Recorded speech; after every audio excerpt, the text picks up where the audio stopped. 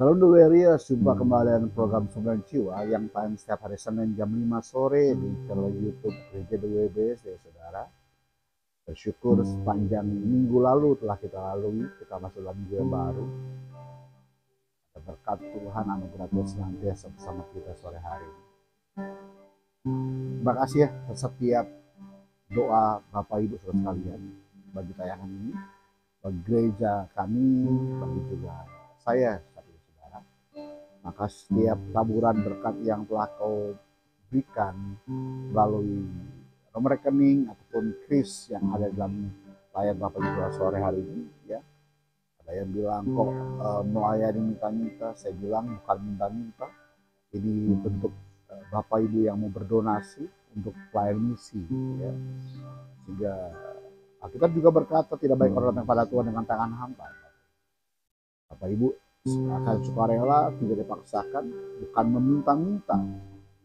Karena Bapak Ibu nabur pun bukan sebagai donatur ya Tuhan, bukan kau berikan sebagai donasimu untuk Tuhan. Baik persembahan itu zabah, ya kita katakan itu memberi, mengadakan, mengupayakan seperti perayaan. Ya, jadi sukarela Bapak Ibu memberikan bentuk kasihmu untuk pelayanan sebagai pelayan misi. Tetap sama Tuhan saudara-saudara, kita mau sembah Dia. Bapakku datang menyembahmu sini, ku percayakan ada bagiku,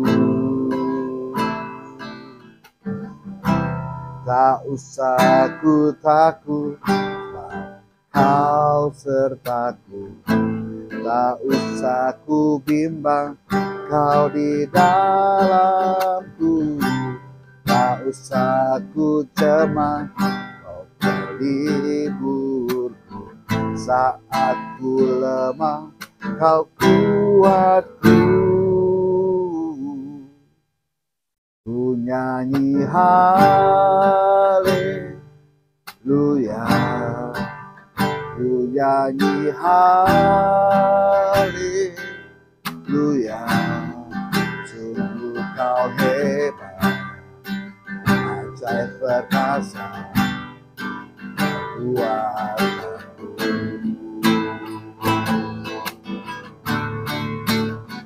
Nyanyi haleluya,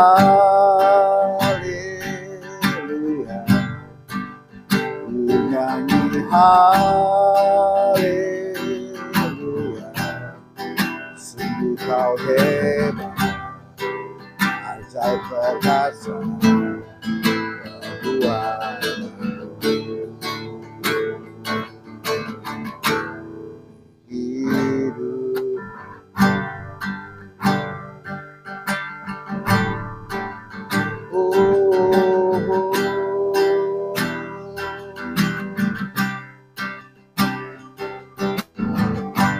Bapakku datang menyembahmu sini,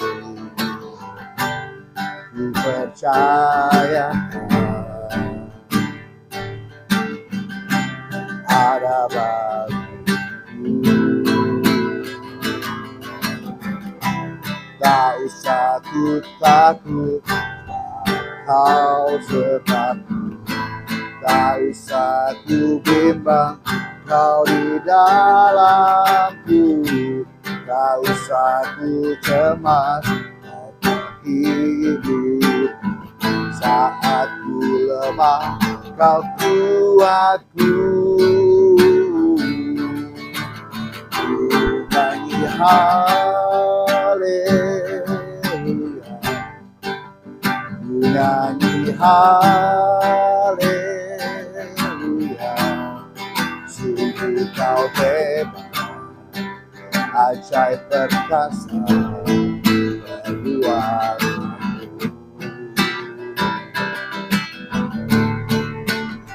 nyanyi haleluya,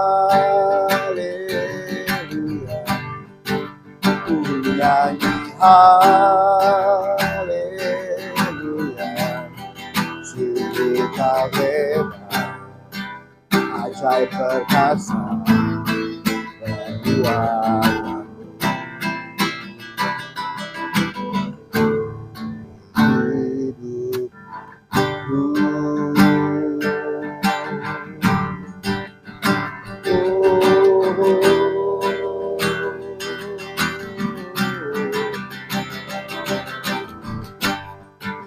mau berseru sebab Kau baik, ku mau berseru sebab Kau baik Tuhan,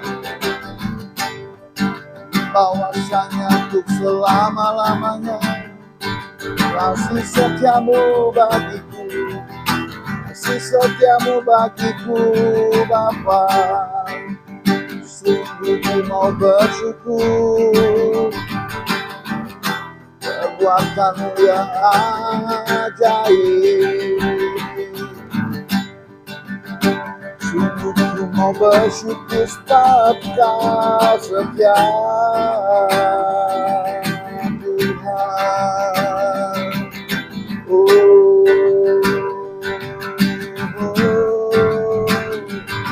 Kau setia bagiku, Kau setia bagiku.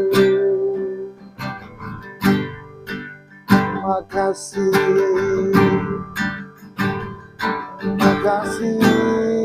Tuhan.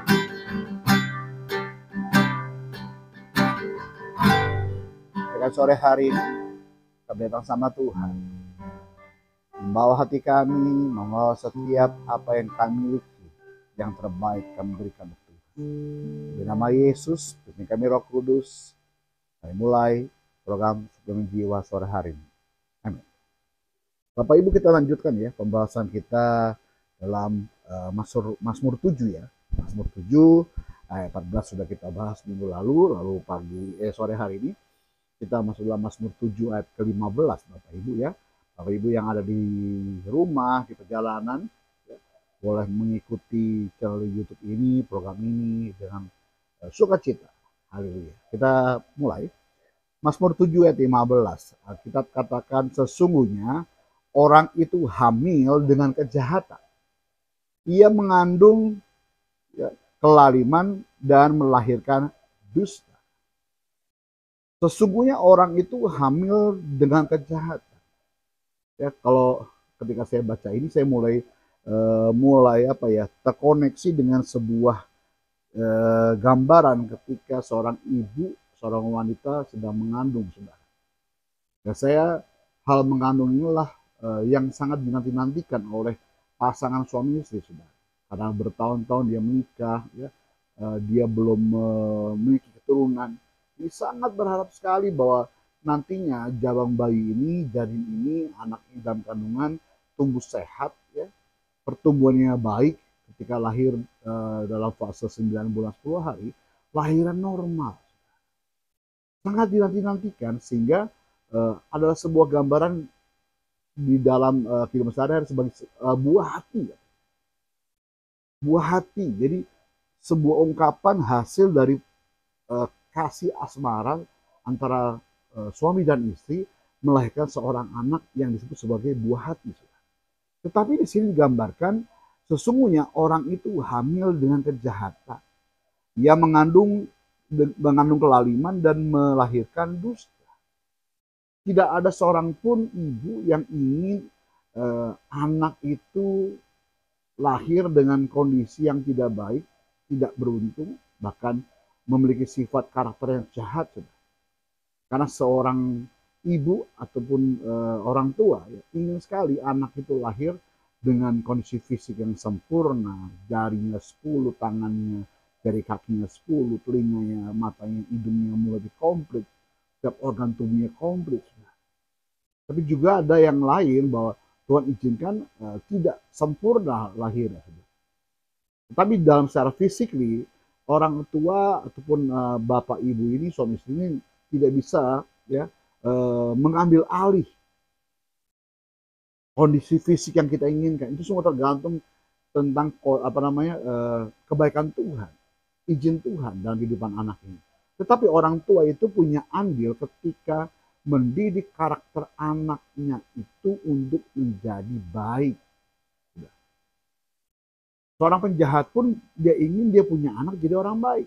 Tidak ada seorang penjahat anaknya ingin orang tua ingin anak itu jahat. Sudah. Kalau bisa jangan seperti ayahnya, kalau bisa jangan seperti ibunya. Bahkan kemarin sempat saya diskusi dengan sebuah keluarga ya, lalu berbicara mengenai kenapa sih kalau anak dukun ataupun anak-anak orang pintar ya itu ketika sakit tidak diobati oleh orang tua yang tabib itu, yang dukun itu. Saya mau bilang karena ada perjanjian darah yang dilakukan oleh dukun itu dengan hal-hal yang di luar nalar kita. Sehingga ketika anaknya sakit tetap dibawa ke dokter. Karena dia tahu akan membahayakan nyawa anak ya, akan membuat anak itu terikat dengan kuasa yang mengikat orang tua itu, dukun itu sudah. Jadi tidak ada seorang pun orang tua yang ingin anaknya lahir sebagai karakter jahat yang tidak baik sifatnya.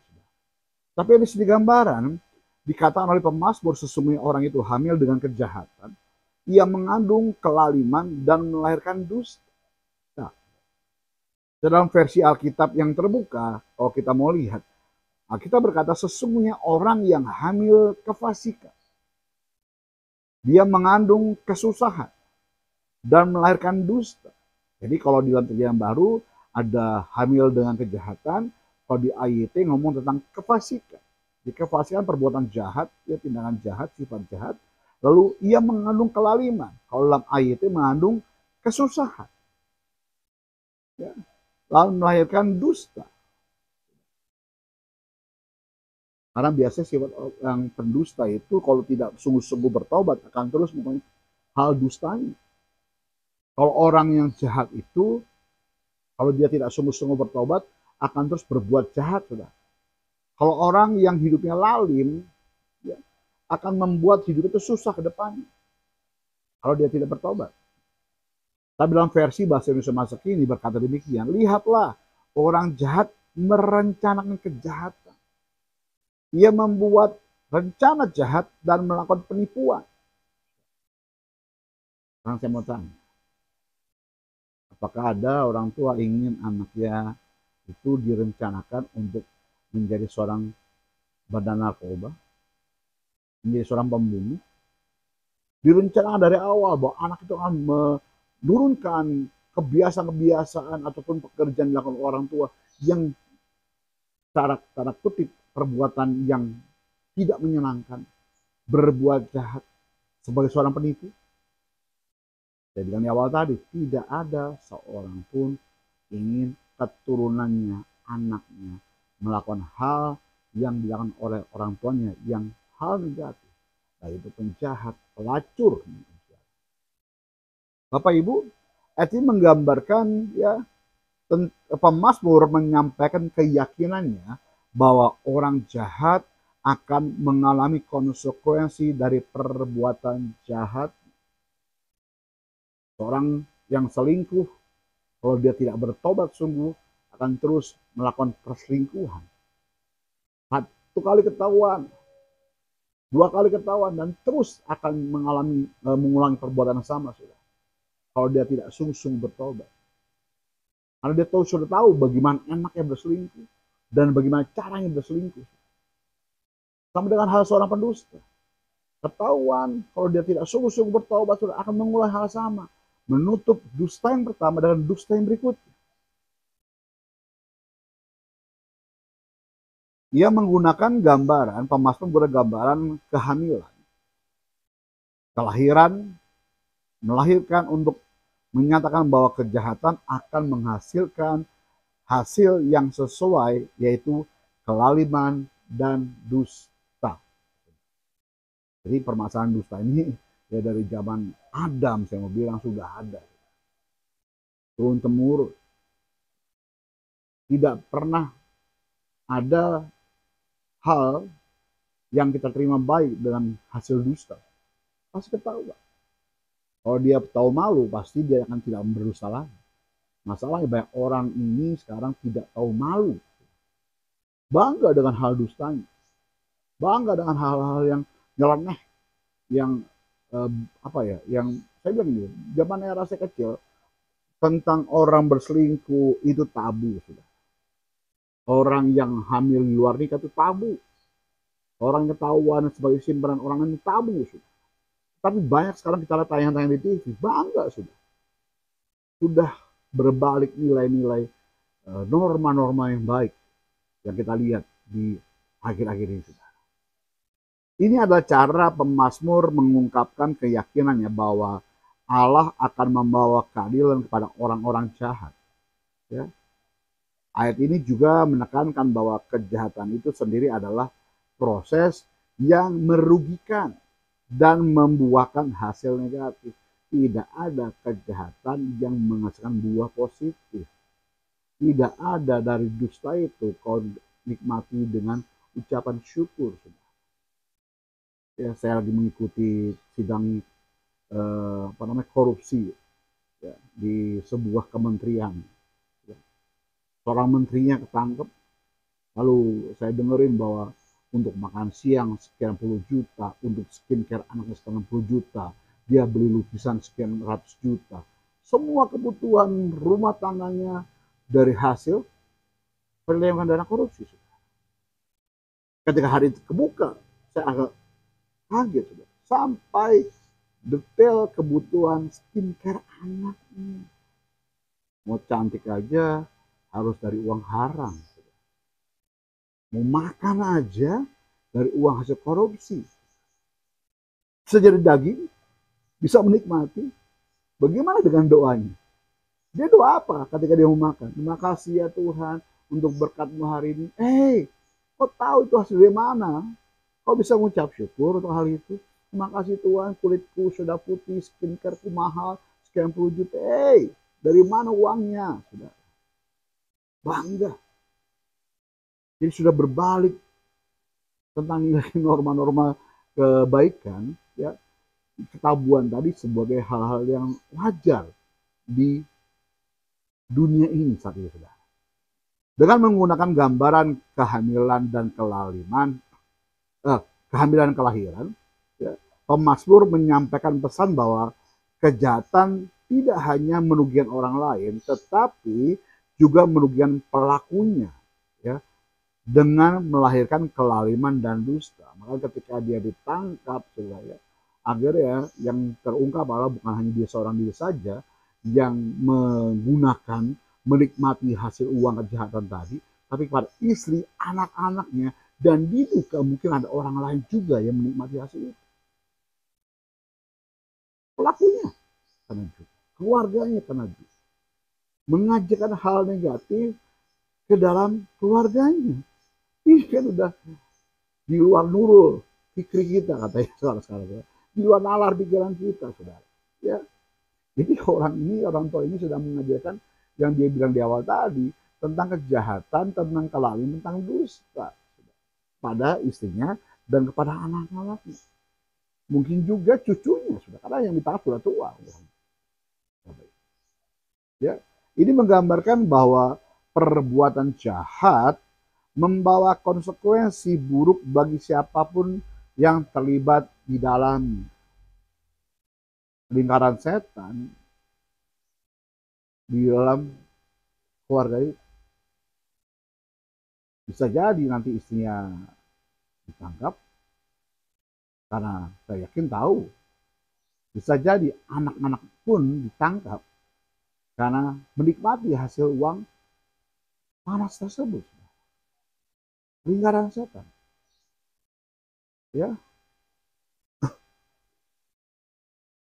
Ayat ini gue melihat dan menilai setiap tindakan manusia, ya, itu menyatakan bahwa orang yang jahat itu hamil dengan kejahatan.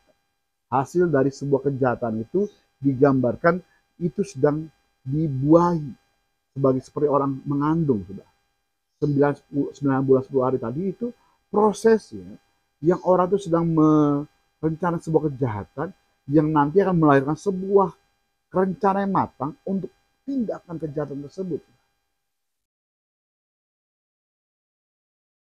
Ya. Pemasmur juga menggambarkan Allah mengetahui setiap motif, ya, niat dan tindakan jahat yang dilakukan oleh seseorang. Tuhan tidak tinggal diam. Kok Tuhan tidak tinggal diam? Saya mau bilang, kalau Tuhan diam, melihat kejahatan terus berlangsung, tidak mungkin banyak kasus dibongkar. Memang ada proses waktu terlebih dahulu. Saya bilang di awal tadi, seperti orang mengandung, ada proses waktu dulu sampai matang melahirkan, baru tahu. Ya, ini menegaskan bahwa tidak ada yang tersembunyi. Saya ulang lagi, tidak ada yang tersembunyi dari pengawasan dan keadilan Allah. Kau boleh lihat kiri kananmu tertutup, tidak ada orang melihatnya. Depan, belakang, ya, tidak melihatnya. CCTV kau matikan supaya orang tidak melihat apa yang kau kerjakan. Tapi masih ada mata Tuhan melihat apa yang kau kerjakan. Tuhan memandang setiap lini kehidupanmu detail. Tidak ada sembunyi dalam Tuhan. Waspada. Ya. Bahwa orang-orang yang melakukan kejahatan tidak akan luput dari pertanggungjawaban atas perbuatan mereka. Gak ada seorang pun yang luput dari tindakan kejahatan itu. Ada buah yang dihasilkan dari kejahatan, dari dustamu, dari kelalimanmu, saudara. Pemasmur menggunakan gambaran orang hamil untuk menggambarkan proses bertahap dari konsekuensi kejahatan. Ya. Ada proses yang terjadi biar dibuahi, berkembang, bertumbuh, secara fisiknya sempurna, sampai lahir normal, lahir itu menjadi seorang anak, sudah digambarkan seperti itu. Dan itu pun juga digambarkan sebuah kejahatan. Digodok dengan matang, well prepare bagaimana rencana-rencana itu matang. Diperhatikan, berlangsung kejahatan tersebut. Tapi saya mau bilang pasti kebongkar. Mungkin bukan saat ini, tapi kedepannya ketahuan, saudara. Jadi jangan banggalah, janganlah engkau bangga berdiri di atas kelaliman, kejahatanmu dan penipuanmu, dustamu. Jangan bangga kalau engkau jadi orang pelakor. Jangan bangga kau menjadi seorang perselingkuh. Jangan bangga kau menjadi seorang penjahat. Jangan bangga kau menjadi pendusta. Pasti ketangkap, ada konsekuensi yang kau akan terima. Sudah, dari Tuhan. Bentuknya apa? Saya nggak tahu. Terserah Tuhan. Seperti ya, kehamilan, proses yang berangsur-angsur menuju kelahiran. Perbuatan jahat juga memiliki tahapan yang berujung pada hasil negatif. Ini memberikan gambaran bahwa unsur yang kuat, ya, tentang bagaimana kejahatan berkembang di dalam seorang sebelum akhirnya melahirkan hasil yang buruk. Beberapa waktu yang lalu saya melayani sebuah tahanan Polres, saudara. Lalu saya tanya, ada seorang ibu, ya, saya tanya, siapa pencurian? Sendiri, Bu, sama suami istri, saudara, berkomplot. Terpisahkan oleh ruang, karena suami pun ada kelemahan tubuh yang tidak bisa bersatu dengan banyak orang lain, isolasi, saudara. Selama ibadah ibu menangis. Saya bilang pada teman-teman yang dalam tahanan itu, karena pertobatan bukan karena menangis. Kalau menangis pertobatan, berarti orang-orang yang sedang masak ngupas bawang merah itu bertobat. Kalau bertobat itu karena tanda menangis, berarti kenapa ada orang yang 5 kali dalam penjara, tangkap ulang-ulang terus? Berarti menangis bukan tanda bertobat. Bertobatlah mengubah fokusmu, beribadahmu kepada Tuhan. Dari perbuatan jahatmu kepada perbuatan yang menyenangkan di Tuhan. Bertobat itu menukar berhalamu dengan Tuhan. Itu bertobat. Jadi banyak juga saya tanya, gereja mana? Gereja ini, Pak, karismatik Pentakosta modern. Gereja apa? Katolik, Pak, gereja Protestan, Pak. Dan semua latar belakang gereja di sana, sudah. Tapi kenapa mereka ditahan terlebih dahulu sebelum lari ke lapas dan rutan. Saya mau bilang pada mereka juga, saudara, bahwa sedang dipersiapkan mentalnya untuk menerima hasil yang terbaik dari konsekuensi yang mereka lakukan.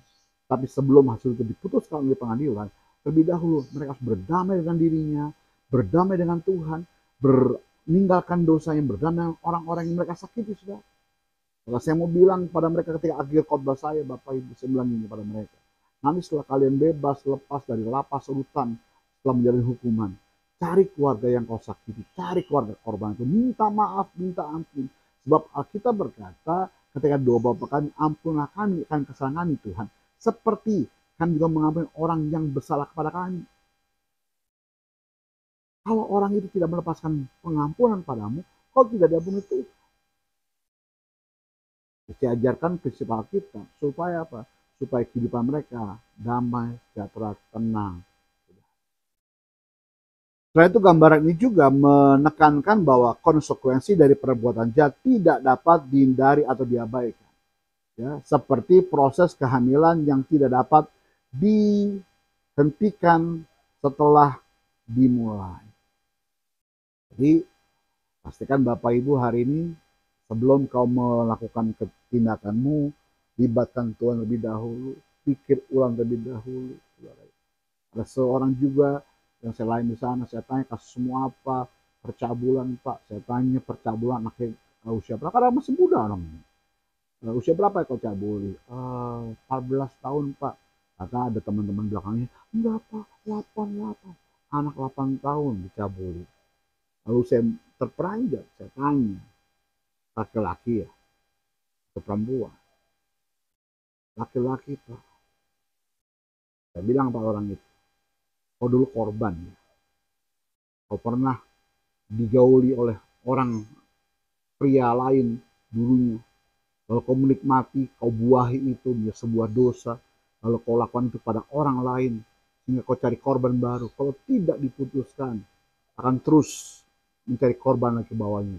Anak yang dicabut tadi akan menjadi pelaku dan cari korban. Ini butuh konseling, trauma healing. Diputuskan. Dibilang pada Bung ini, anak muda ini, Bung, sebelum kau melakukan itu, kau berpikir, kalau kau nanti ketangkap, lalu kau dipenjara, kau pikir cuma hanya hukuman tahun, kau nikmati dalam penjara. Bukan. Ada konsekuensi yang kau terima dalam penjara nanti. Karena hukum itu hanya sampai di batas pintu, karena tidak ada pengawasan 24 jam dalam kamar itu. Bergaul dengan para tahanan lain. Bisa jadi kau dipegangi. Ini sebuah informasi umum yang saya tahu. Ya. Kita nggak bisa melihat bagaimana cara mereka hidup. Karena Bapak Ibu jarang ataupun tidak pernah pergi melayani ke penjara. Saya bilang kepada Bung ini, nanti orang-orang di dalam penjara sel itu akan geram kadang. Bisa jadi kau dihabisi, bukan dipukulin.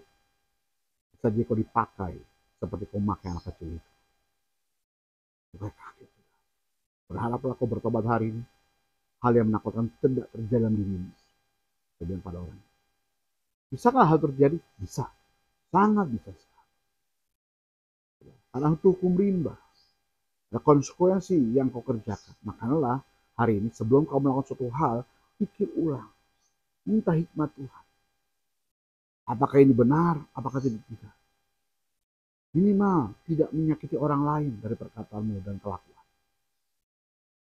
Kalau ingin selingkuh, silakan selingkuh. Tapi ingat baik, pasti ketahuan. Pertanyaan saya berikutnya, sampai kapan kalau mau terus berbuat dosa seperti itu? Stop hari ini, bertobat, datang sama Tuhan. Sungguh-sungguh kau mengubah dirimu. Dan Dia sanggup mengubah hidupmu menjadi baru. Seperti gambaran, serupa, segambar, seperti apa. Amin. Bapak Ibu, yang butuh pokok doa, doakan topangan doa, silakan saudara ya. Jadi seperti biasa, suplemen jiwa ini terus menopang doa Bapak Ibu untuk terus menerima kemuliaan Tuhan, pertolongan Tuhan setiap saat saudara. Jadi bukan hanya saya berdoa Bapak Ibu, saya juga berharap Bapak Ibu berdoa untuk dirimu sendiri ya. Ya, kita hanya sebagai alat Tuhan untuk menopang doa ketika engkau lemah. Ada nomor rekening Ada Chris Bakut, Bapak Ibu yang rindu menabur silakan, saya ulang lagi, sukarela, tidak memberi pun tidak apa-apa, tidak paksa. Ini untuk media pelayanan mencakup jiwa. Ya. Jadi dia bilang, oh kok minta-minta, tidak minta-minta, tidak memberi, tidak apa-apa. Saya mau bilang, kalau kau tergerak untuk misi itu, saya akan memberi untuk kemuliaan Tuhan. Bukan untuk saya. Ya Bapak Ibu ya, bagi teman-teman yang mengikuti program siaran tunda ini, ada kolom komentar, jangan tinggalkan pesanmu. Ya. Kalau kau mau cerita tentang siapa dirimu, masuk ke nomor WA admin, ada di layar sebelah kiri saya, Bapak Ibu ya, untuk Bapak Ibu tuliskan WA-mu, nama, nomor telepon, dari gereja mana, siapa nama, apa Tuhanmu, Bapak Ibu ya. Percayalah doa saya doakan sampai doamu dijawab Tuhan. Kita berdoa sore hari ini. Terima kasih Tuhan Yesus. Terima kasih. Terima kasih.